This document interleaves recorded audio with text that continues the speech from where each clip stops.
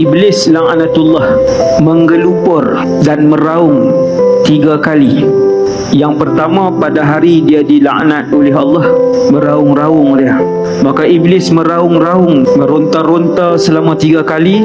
Yang pertama pada hari beliau dilaknat, la'anahullah. Yang kedua, ketika mana turunnya suratul Fatihah. Ini kelebihan surah Fatihah yang Imam duk sebut tadi ni, Al-Fatihah banyak kali kan. Ini kelebihan dia.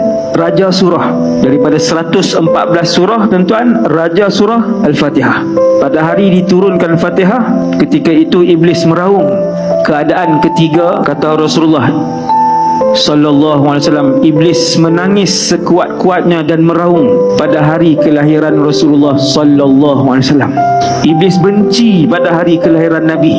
Iblis tak suka dengan hari kelahiran Nabi, dan kita umat Nabi sallallahu alaihi wasallam, kita gembira dengan kelahiran Rasulullah sallallahu alaihi wasallam.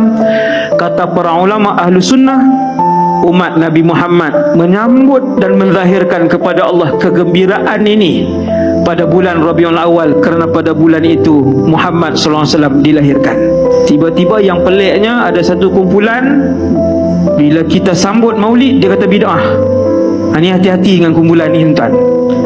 Kalau ada, halau, jangan bagi masuk masjid tuan. Sebab dia dekat-dekat nak sama dengan hak menjerit tadi ni. Kita sambut maulid, kita baca zikir, kita baca selawat, kita baca sirah, dia kata bid'ah, haram. Hati-hati dengan kumpulan ni, makin banyak di Malaysia ni.